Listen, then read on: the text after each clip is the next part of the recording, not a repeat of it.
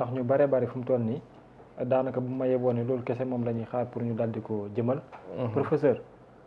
par rapport li nga xamante ni moom moo xewagum ci biir réew mi yow jot nga koo teewlu mu doon loo xamante ni yaatu na lool bari aussi loo xamante ni jot na caa fës mooy arrestation ak libération ñaar ci suñu ay naataangoo d'abord nga defal ni jàngoro bi psychologiquement ci côté sociologue bi mais beneen bi aussi ci expérience bi tout lan nga ni ci mën a defal. Bon, merci beaucoup Babou. Je pense que situation bi ñuy dund nii moom c'est une situation quand même assez inédite. dama koy faral di rappeler toujours ñun nous sommes des hommes de communication, des hommes de presse maanaam nous sommes toujours avec la presse. On collabore avec la presse. ñuy suñuy rak suñuy xarit suñuy mag et cetera des gens que nous avons appris à côtoyer. Mais au fil des années on a vu que de plus en plus il y a eu un journalisme militant mu commencé ci ay ñoom Abdou Latif Coulibaly ci ay ñoom Aline Fall ci ay ñoom Souleymane Jules Diop et cetera tous ces pionniers là qui ont ajouté à la fonction de journaliste un militantisme politique. Et dès lors que le journaliste sort du cadre de l'information et entre dans le cadre politique, il devient autre chose. Parce que la politique signifie appartenir à un parti et épouser une idéologie. C'est très clair, c'est pas autre chose. Alors, et en ce sens-là, mënuñu nekk juge et parti. Soit vous êtes juge, soit vous êtes parti. Ce qui se passe actuellement nii et que nous regrettons, honnêtement, c'est que de plus en plus, les journalistes ont pris la place des politiciens. Alors, qui sont les politiciens dignes de ce nom aujourd'hui au Sénégal yoo xam ne ba léegi amuñu dara lu ñu leen reprocher en termes de langage. Khalifa Sall doo ko dégg mu saaga. Bougane doo ko dégg mu saaga. Thierno Alassane doo ko dégg mu saaga. Thierno Bocoum doo ko dégg mu saaga. Pape Djibril Fall mii doo ko dégg mu saaga. Anta Babacar doo ko dégg mu saaga. ñan ngay dégg ñuy saaga léegi soit des journalistes soit des chroniqueurs et je pense que tendance boobu ñu jël baaxul mais Sénégal su egsee fii c'est que de plus en plus les idéologies sont un peu mélangées da ngay dem ba mu yàgg sax tu te demandes mais qui est qui et qui fait quoi et entre-temps qu'est-ce qui a changé dans le paysage politique sénégalais mais mieux encore si tu pousses un peu la réflexion tu peux te demander mais ce bouillonnement-là qui n'a jamais existé au Sénégal, forcément, il y a quelqu'un derrière qui tire les ficelles derrière. Parce qu'il y a une attitude, ça sort du cadre journalistique, ça devient maintenant une question personnelle. Et moi, ce que je vois, c'est que de plus en plus, la chose devient une question personnelle. Ça n'a rien d'un journaliste qui informe, mais c'est devenu une affaire personnelle. Donc, ce qui fait que jamono yëpp nag ce à quoi on assiste ce n'est plus du journalisme c'est du militantisme politique et dès l'instant que le journaliste sort de son cadre pour épouser le cadre politique on le traite comme un politicien et c'est ce qui arrive actuellement au Sénégal am na yenn yoo xam ne nag duñ ko rafetlu keroog gis naa benn waay muy wax du premier ministre comme kuy wax ak doomam en des termes yoo xam ne vraiment rafetlu wuñ ko di wax ak un premier ministre ci teg ay ñàkk jom ay ñàkk lu ne nga wax ko je me suis posé la question ma ne mais kii il parle pour qui et il parle pourquoi un journaliste qui parle comme ça devient une affaire personnelle waxatoo pour l'opinion publique waxatoo pour informer mais yow cause bi nga jël c'est une cause personnelle et c'est ce qui se passe de plus en plus on a l'impression que les gens défendent des causes personnelles à côté d'autres causes te journalisme nag bu demee ba tollu foofu il y a lieu de se questionner sur l'avenir du journalisme au Sénégal, mais la pratique même, le fait même d'être journaliste, qu'est-ce que ça signifie aujourd'hui? Tu as vu? Donc, c'est tout ça, yo xamné dañ ko remarquer et ça nous fait mal. Et ce qu'on voit aujourd'hui, c'est que y a des journalistes qui insultent des institutions. Et toutes les fois que saaga dugg ci la pratique de journaliste, c'est que la justice intervient. Et man, la question que je pose toujours, c'est de dire il faut arrêter d'insulter. Parce que nous, ça fait 20 ans, hein, on est dans les radios, nous sommes dans les radios et dans les télévisions. Man, je me suis opposé catégoriquement au régime de Diouf, au régime de Wade et au régime de Macky Sall. Mais kenn musuma dégg ma saaga ou ma wax benn baat bu ñaaw. Alors, quelqu'un peut-il me dire Ousmane Sonko da ngeen ko mës a dégg mu saaga Macky Sall wala man musuma ko dégg saaga wala wax ci Macky Sall en des termes haineux man moom mosuma ko ci dégg te pourtant moom l'affaire bi c'était personnel entre moom ak Macky Sall ñeneen ñi ciy wax yëpp dañ jotewuñu ak dara Ousmane Sonko jotewuñu dara Ousmane Sonko. léegi l'interview avec Madiambal mais quand à jël foo koy dugal. bon affaire Madiambal bi moom c'est autre chose honnêtement donc la li ma gis mooy que c'est quelqu'un qui a maillé avec la justice et qui a trouvé des moyens détournés d'humilier l'État du Sénégal parce que li muy def nii yëpp c'est pour humilier l'État du Sénégal non seulement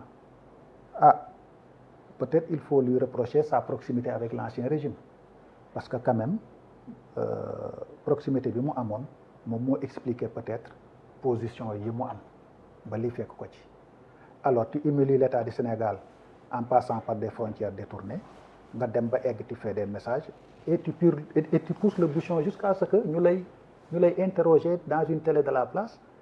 alors que yow ton dossier est pendant devant la justice loolu c'est une humiliation tu fais du tort à la justice tu fais du tort à l'institution qu'est la justice boo xam ne ñun ñëpp dañ ko war a respecter alors on peut avoir plusieurs lectures c'est quelqu'un qui se défend d'un point de vue individuel c'est quelqu'un peut-être qui a des armes yoo xam ne xamuñu jusqu'à présent l'étendue des dégâts yi mu mën a def oui ou non mais quoi qu'il en soit mooy que c'est un citoyen comme tous les autres su amee problème dafa war a ñëw défendre sa cause mais peut-être aussi c'est sa stratégie mu dem France pour affiner de sa défense mais dans un cas comme dans l'autre la presse am na benn inconvénient bu nekk ci ñoom léegi c'est-à-dire que y a un concept que les gens utilisent un peu très souvent c'est le corporatisme et c'est ça qui gangrène la pratique journalistique aujourd'hui la presse les journalistes sont dans le corporatisme nag baaxul corps bu ko mën a def baaxul police da koy def gendarmerie da koy def c'est que quand il y a un problème au lieu que nga situé du côté de la vérité mais da ngay préférer défendre sa corporation même quand cette corporation là est en défaut te loolu baaxul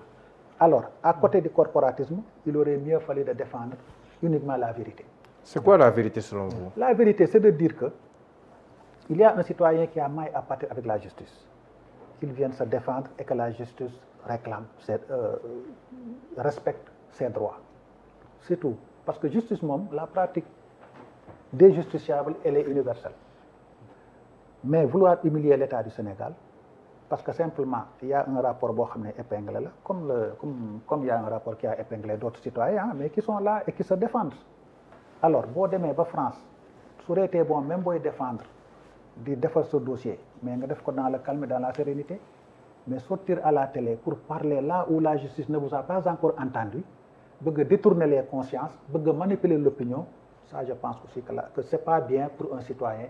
qui se dit respectueux de la justice de son pays donc Sénégal li ko yàq léegi le contexte c'est le corporatisme journalistique te ñun ñëpp on en est victime. Mais les journalistes disent que ñoom li ñu def violé wuñu benn loi et que le code de la presse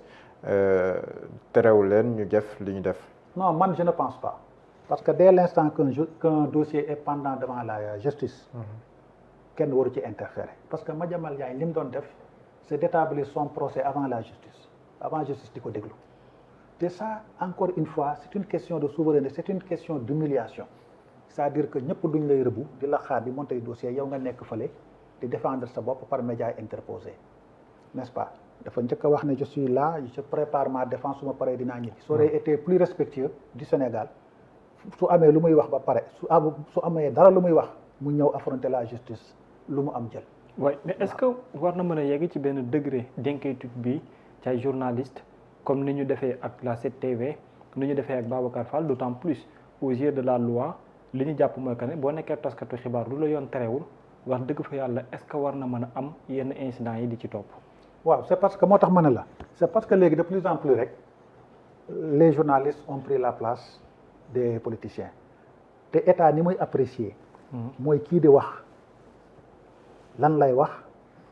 ak naka la koy waxee tout le monde sait que monsieur Babacar Fall man je n'ai rien contre lui mais nit la koo xam ne boo koy suivre tu as l'impression qu'il a une haine viscérale envers Ousmane Sonko chaque matin même que muy invité muy toog boo déggee ni muy waxee il charge tout le temps Ousmane Sonko. C'est ça le problème. Quel est le problème entre la presse ou une partie des journalistes avec Ousmane Sonko? Maïmouna Ndour Faye, je n'ai rien contre elle, sama xarit la vraiment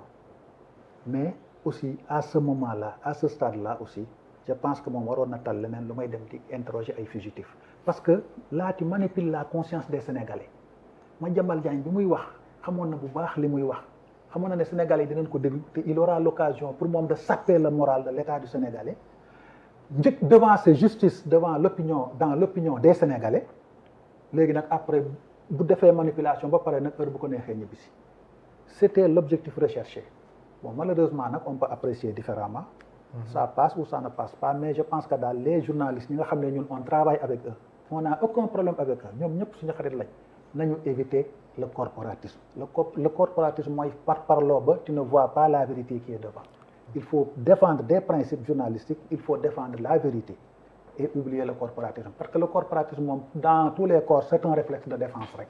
policiers yi dañ koy def parfois da ngay gis seen benn kii def bévi mais ñoom ñëpp ils se regroupent derrière lui pour le soutenir tu as vu au détriment parfois de la vérité et c'est ça qui n'est pas bien d'accord alors doyen nan nga jànkatee situation